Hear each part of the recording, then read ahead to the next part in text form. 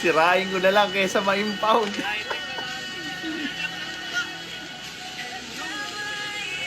May napansin ako, no? Pagdating sa korupsyon,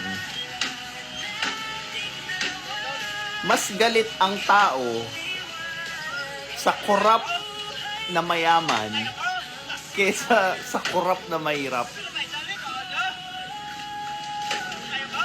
Tulad yan, awang-awa tayo kasi nagdadrive siya ng walang lisensya. Tapos mahirap. Pero pag nagdadrive siya, walang lisensya, ang dinadrive niya Ferrari, ay kulong yan.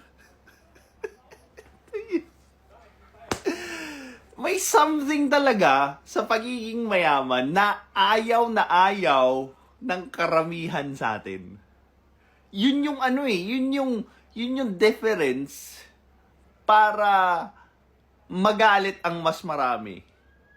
At hindi siya kaawaan katulad ng sa mahirap.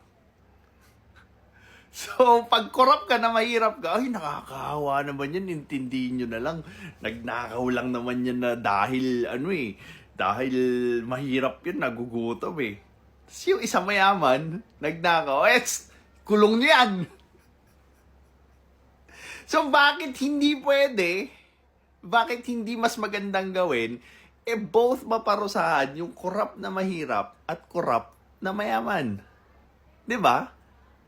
That's the real justice. That's the better form of justice kesa paandaran natin ng emosyon. Tapos sasabihin natin, pagbigyan na natin mahirap eh. Ang ending, yung mga mahirap, hindi na umangat. Mananatili na lang ako mahirap. May benefit ako eh. Hindi ako pwedeng makulong. Diba? Maraming tutulong sa akin kasi mahirap ako. At the same time, happy pa rin yung buhay ko kasi corrupt pa rin naman ako eh. Diba? Alam mo yung wineponize natin yung empathy para magkaroon tayo ng empathy sa taong naghihirap pero corrupt. Kesa sa corrupt na mayaman. Kasi nga, mayaman na sila. Naku, yung goal kasi ng pagiging corrupt, yumaman, gumanda yung buhay.